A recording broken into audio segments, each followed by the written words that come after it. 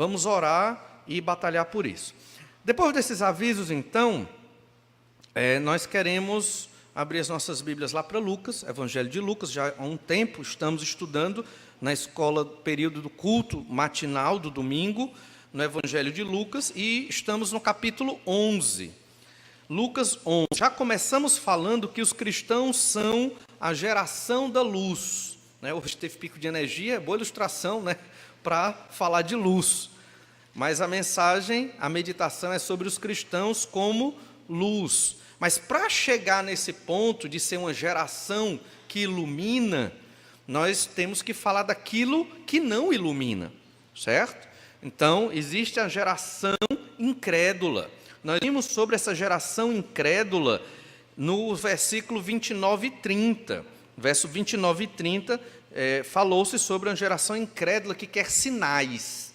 Elas creem em sinais, elas não vivem tanto pela fé. Embora Jesus tenha dado muitos sinais maravilhosos, para essa geração incrédula não foi suficiente. Então, olha Lucas 11, verso 29. Ela, ouvindo isto, eu estou em João, desculpa, é Lucas 11, 29, Diz assim: como afluíssem as multidões, passou Jesus a dizer: esta geração perversa pede sinal, mas nenhum sinal lhe será dado senão o de Jonas, porque assim como Jonas foi sinal para os ninivitas, o Filho do Homem o será para esta geração. Então, é uma geração incrédula porque ela quer sinais. Ela não está interessada em crer no Senhor Jesus, ela quer o sobrenatural que a beneficia. Ela quer, traduzindo para hoje, são aquelas igrejas da teologia da prosperidade, que só apresentam as curas e as soluções dos problemas emocionais e financeiros, quando na verdade até esses problemas é do querer de Deus, não para o nosso mal, mas para o nosso bem, embora seja difícil entender tudo isso, e para a glória de Deus. E então observamos também, em outro domingo aí no passado, que a palavra de Deus ela é o maior sinal, porque a palavra de Deus evoca fé. Então Jesus, respondendo a esta geração incrédula, apresentou a Bíblia. Que Bíblia Jesus apresentou? Estou só recapitulando o que já vimos. Jesus apresentou o sinal de Jonas, Jesus apresentou a conversão dos ninivitas, Jesus apresentou a conversão da rainha de Sabá, da rainha do sul, através do que Salomão apresentou a ela. Este é o sinal. O sinal que Jesus apresenta é a pregação da própria palavra de Deus, de uma fé que transforma vidas. Transformou vidas no Antigo Testamento, que creram na mensagem do Messias, do Salvador, do descendente que é Jesus. E Jesus está dizendo para aqueles judeus: creiam na mensagem da palavra, do evangelho do reino. E então chegamos agora ao momento da nossa reflexão de hoje, que é o terceiro ponto desse texto. É que o grande sinal, hoje, é a geração da luz, são os crentes no Senhor Jesus Cristo. Que sinal nós damos do poder do Senhor Jesus Cristo? As nossas vidas.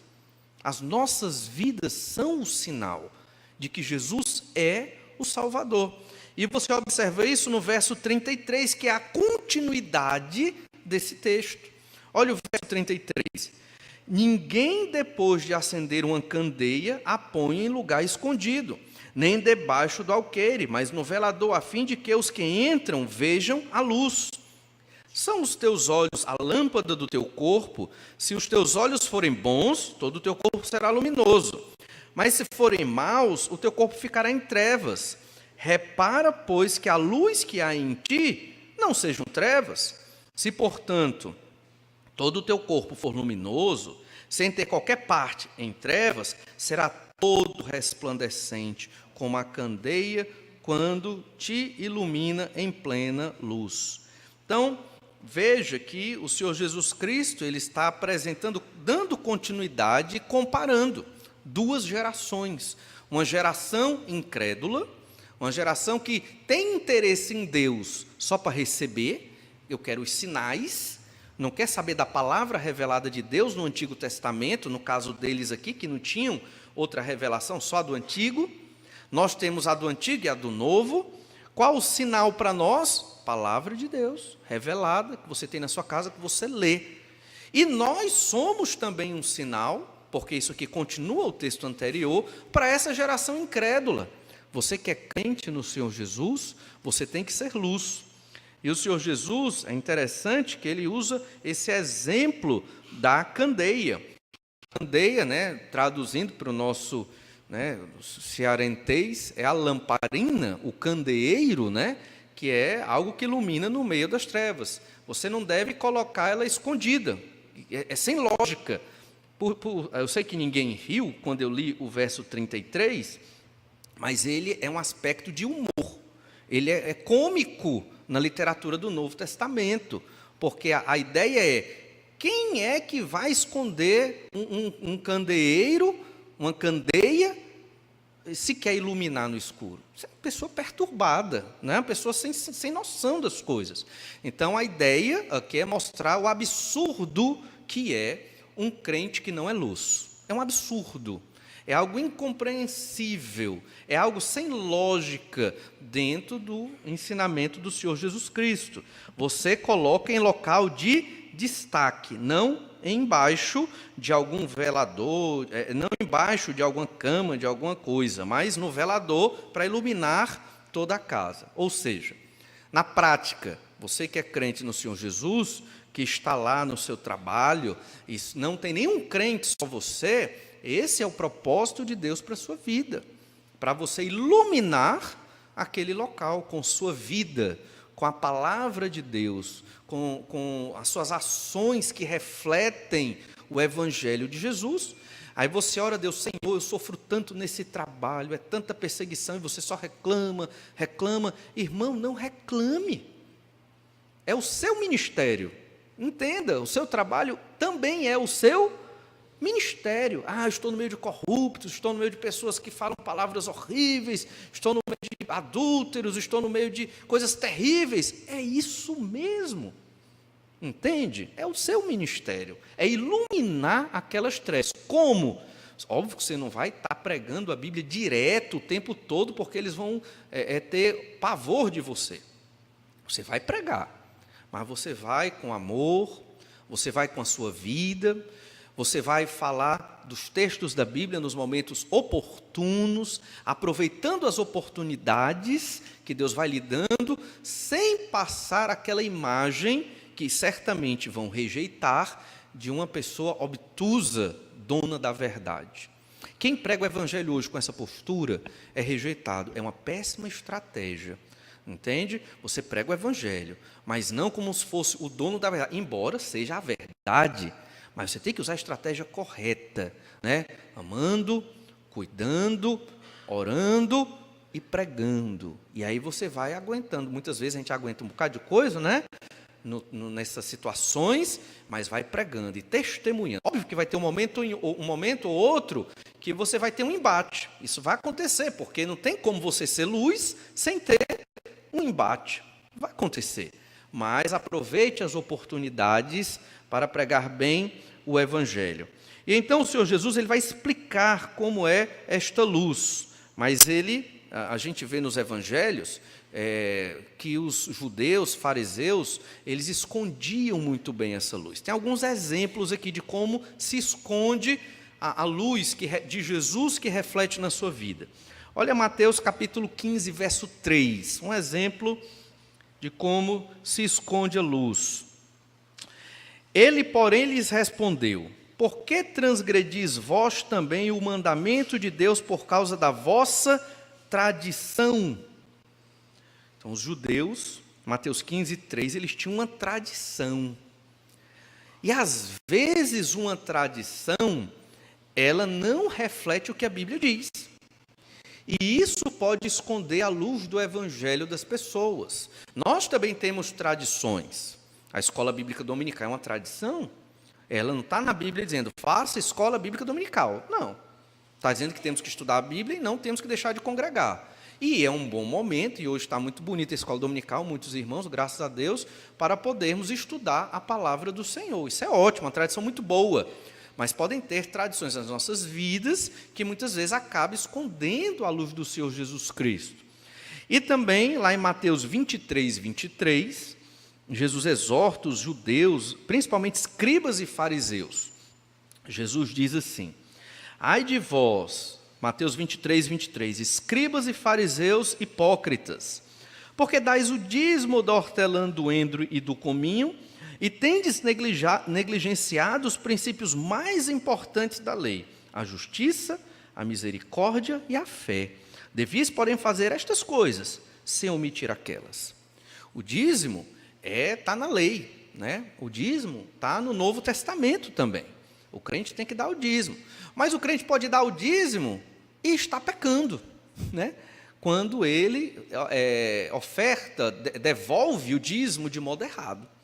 O dízimo tem que ser feito da maneira correta. Então aqui, os judeus, por conta da sua tradição, estavam prejudicando o ato de adoração, de devolver o dízimo dos seus recursos, do seu dinheiro a Deus. Então, temos que ter cuidado para não negligenciar elementos importantíssimos da revelação de Deus. A misericórdia, né? A justiça e a fé. São elementos não palpáveis, mas são elementos que devem estar presentes na nossa vida, em tudo que nós formos fazer. Não vamos estender muito nisso, mas só mostrar que nós devemos ter cuidado com a tradição. Podemos ser assíduos na escola dominical e ainda estar em pecado contra Deus, por conta de questões da nossa vida, da nossa mente, do nosso coração, que não estão de acordo com a vontade de Deus. Podemos estar exercendo um serviço na igreja, útil até, e não estar adorando a Deus. Temos que ter muito cuidado com relação a isso. E então, Jesus explica como é que você é luz. Olha Lucas 11, 34, a continuidade do texto que nós estamos lendo hoje pela manhã, Lucas 11, 34. Jesus fala de um elemento do corpo humano, uma parte do corpo humano muito nobre, e que essa parte ela representa a sua orientação de vida, são os olhos. Olha o que Jesus diz no verso 34. São os teus olhos a lâmpada do teu corpo. Se os teus olhos forem bons, todo o teu corpo será luminoso. Mas, se forem maus, o teu corpo ficará em trevas. Os olhos aqui são uma figura de toda a orientação que você dá para o seu corpo. Por quê?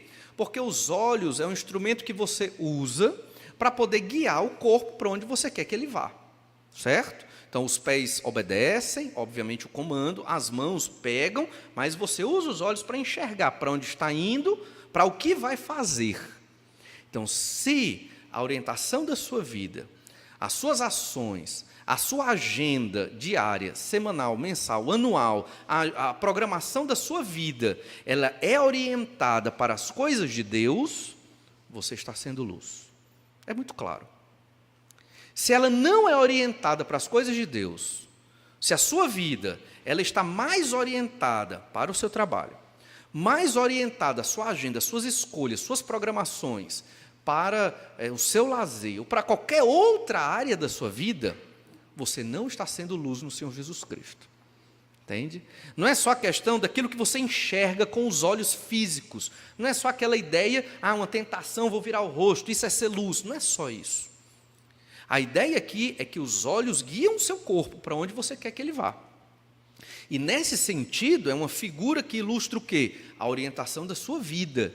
Se a sua vida segue para o ensino do Senhor Jesus, a palavra de Deus, e isso é o foco da sua vida, você é luz no mundo, mesmo sendo um pecador. Mas, se a igreja é um aspecto da sua vida, marginal, está na margem, e o foco, aquilo que lhe faz vibrar, aquilo que lhe dá alegria, aquilo que é importante para você, é outra coisa que não Deus, eu falei igreja, mas porque eu quis deixar de uma maneira concreta, mas Deus é muito mais concreto ainda, né? Mas Deus e o Senhor Jesus Cristo, a obra de Deus, tem que estar como sua meta de vida. Isso aqui, irmãos, não é um aspecto acessório. Certo? A igreja, a obra de Deus, o próprio Pai, o Senhor Jesus, não é para ser um aspecto acessório da sua vida, é para ser o foco, é para ser o principal. Por que que os crentes fazem de Deus, da palavra de Deus, do Senhor Jesus Cristo e da igreja, algo acessório, secundário? Porque nós fomos criados num sistema científico, método científico. Nós fomos criados num sistema, numa metodologia racionalista, oriunda do iluminismo, lá do século XVI e XVII, principalmente. E a nossa educação em escola, do infantil até o ensino superior, mestrado e doutorado, ensina que Deus não existe. Nem sequer considera-se a possibilidade da existência de Deus em nenhuma dimensão de ensino das nossas instituições, salvo algumas escolas evangélicas, e olhe lá, dependendo do professor, se realmente tem uma cosmovisão cristã. Universidade, nem se sabe. Entendem? Então, por isso, como fomos educados nessa forma de pensar, inconscientemente, nós já lemos a Bíblia nessa perspectiva. Talvez você nem perceba. Inconscientemente, nós observamos a palavra de Deus numa perspectiva extremamente racional e deixamos de ter fé no que a palavra de Deus nos coloca. Jesus está dizendo, os seus olhos, lendo o verso novamente, são os teus olhos a lâmpada do teu corpo, né? Ela ilumina para onde o corpo vai, ela guia para onde o corpo vai. Se os teus olhos forem bons, todo o teu corpo será luminoso. Olhos bons aqui não é só fazer boas obras. Olhos bons aqui são olhos no sentido de que orientam e guiam toda a sua vida em obediência à palavra de Deus. Mas se forem maus, teu corpo estará em trevas. Então, se os seus olhos, o guia do seu corpo, está em outro canto, então você já começou a se afastar do Senhor Jesus e já está vivendo em trevas. Essa é uma disciplina que nós devemos ter constantemente na nossa vida para focar em Deus. Por isso, temos que ler a Bíblia todo dia. Calendário de leitura bíblica anual está lá atrás, ali naquela prateleira. Tem muitos ali, eu esperava que ia acabar, íamos ter que imprimir outros. Se você não pegou, pegue no final da escola dominical e comece a ler a sua Bíblia hoje, marcando tudo que está ali. Jesus, então, nos chama a uma reflexão acerca da luz que há em nós. O Senhor se dirige a uma multidão, né? Ele se dirige a uma multidão no começo desse texto, e agora ele se dirige a um indivíduo. Olha lá em Lucas 11:19, só um pouquinho, veja Jesus falando para a multidão. E se eu expulso os demônios por Beelzebu, por que os expulsam vossos filhos? O vossos diz que Jesus falava para muitas pessoas. Por isso, eles mesmos serão os nossos juízes. Se, porém, eu expulso os demônios pelo dedo de Deus, certamente é chegado o reino de Deus sobre vós. Multidão, muitas pessoas, né? E aqui é o pecado deles. Eles estão atribuindo o poder de Jesus a Satanás, como nós já estudamos. Agora, olha o verso 35, Lucas 11:35. Repara, pois, que a luz que há em ti não sejam trevas. Quando ele usa o vossos, fala para a multidão. Quando ele usa o ti, Jesus quer que você pense na sua vida. Cuidado, para que a luz que está em ti não se torne trevas. Para que o cristianismo, o evangelho, aquilo que você entende do que é ser crente, não seja enterrado. E você esteja só vivendo uma tradição religiosa.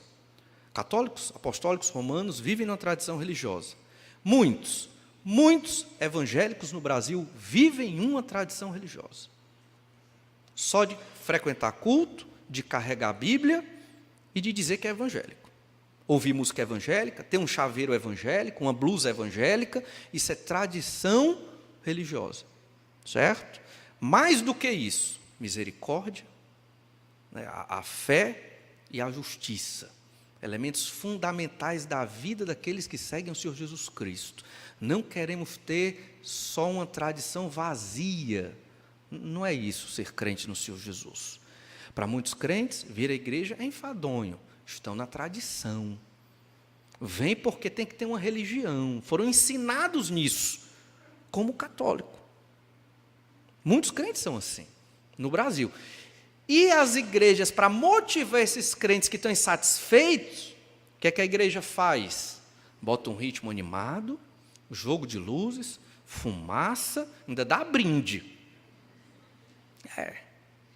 Para poder motivar. Não, irmãos. Se o evangelho do Senhor Jesus não nos motiva a estar na igreja adorando a Deus, não queremos outra motivação, não é verdade? Se o Espírito Santo de Deus não nos motiva a servir ao Senhor, que outra motivação existe? Se o poder de Deus não é suficiente, o que vai ser? Não é verdade? Então, já temos toda a motivação que precisamos, está aqui na Bíblia. Talvez você não leu com atenção.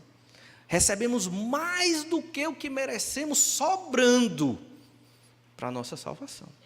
Então você deve estar motivado para servir ao Senhor Jesus Cristo na sua igreja, com toda a sua força, sua mente, sua capacidade, tudo que Deus tem lhe dado. Porque Jesus morreu na cruz pelos seus pecados. E Jesus está dizendo, chamando você para refletir, a mim também: repara, pois, que a luz que há em ti não sejam trevas. E isso pode acontecer, por isso que crentes ficam frios, insensíveis à palavra de Deus, porque eles deixam um espaço para Deus, mas é um espaço marginal na vida deles, é um espaço secundário ou terciário, é a sobra do tempo. Não é para ser assim. O Senhor tem que ser a prioridade, e isso aí é muito claro no primeiro e grande mandamento. Mateus 23, 3, é interessante, nós lemos lá em Mateus 23, 3, voltando um pouquinho. Fazei e guardai, pois, tudo quanto eles vos disserem, porém não os imiteis nas suas obras, porque dizem e não fazem. Jesus, ele não anula tudo que os fariseus ensinam, ele não anula tudo, eles ensinam até algumas coisas boas, só que eles não fazem da maneira correta, eles querem a glória para si. Naquela época, né, ser um fariseu, ser um religioso, era algo que dava muito status na sociedade judaica daquele período. Então, eles queriam ter esse status, não é verdade? Então, não faça para si, mas para a honra e glória de Deus. E existem elementos importantes numa tradição, mas ela pode matar a nossa fé, se nós não estivermos fundamentados na Escritura, nos princípios básicos da verdade do Senhor. Voltando para Lucas, capítulo 11, verso 36, Jesus encerra da seguinte maneira: se, portanto, todo o teu corpo for luminoso, sem ter qualquer parte em trevas, será todo resplandecente, como a candeia que te ilumina em plena luz. Então, se todo o teu corpo for luminoso, não quer dizer que você vai ser sem pecado, mas quer dizer que todo o seu ser é orientado para as coisas de Deus. Sobrando o tempo, aí vem as outras coisas. É assim que você organiza a sua vida. Como é que eu organizo minha vida, eu que sou crente em Jesus? As coisas de Deus em primeiro lugar, né? Lembra do versículo, né? O reino de Deus e a sua justiça vem em primeiro lugar. As outras coisas vêm depois. É por isso que a maioria de nós aqui é tudo clarinho, branquinho e tal. Por quê? Porque a gente não vai para a praia domingo de manhã, né? Até porque hoje está chovendo. Né? Então, é porque, né, até aqueles que são mais morenos acabam ficando claro, porque não pega sol domingo, Fortaleza toda está lá na praia. Né? Escolhemos, irmãos, escolhemos o melhor, não estar em outros locais que não na casa de Deus, fazendo a obra do Senhor, adorando a Deus que nos deu tão grande salvação. É simples. Né? E não tem outro horário, a nossa vida já é por demais corrida, temos pelo menos 3 cultos na semana, quarta, domingo de manhã e domingo à noite, acabou-se. Né? Por mim tinha mais, mas eu entendo a situação de todos nós, né? Mas entendamos isso, ser luz implica, o Senhor está em primeiro lugar, isso é importante, na sua agenda, na sua programação, nas suas decisões de vida, em tudo que você faz, até em sua profissão, em tudo. Quando brilhamos no meio de uma geração perversa, veja, ele está fazendo um contraste. Geração incrédula pede sinais. Vocês têm que ser uma geração da luz. Quando brilhamos no meio dessa geração perversa, estamos fazendo a obra de Deus. Às vezes você diz, eu tenho evangelizado tão pouco, eu nem tenho ido lá sábado distribuir folheto com os irmãos da igreja. Olha, às vezes a gente acha que essa é a única forma de evangelismo. Não é. Ela é muito importante e você está convidado a vir quando começar agora novamente o evangelismo no sábado. Mas todo dia, no seu trabalho, é um dia para você proclamar o evangelho. Às vezes até de boca fechada. Você Prega o evangelho com o seu comportamento, com o seu testemunho, com a sua vida. E as pessoas ao seu redor vão achar estranho você viver da forma que vive. E elas vão querer saber o que foi que aconteceu com você. Aí você explica: o Senhor Jesus Cristo que me transformou. E aí você começa a pregar o evangelho. Lá em Mateus 5, Jesus fala exatamente isso. Mateus 5, verso 14. Jesus falando no Sermão do Monte: vós sois a luz do mundo.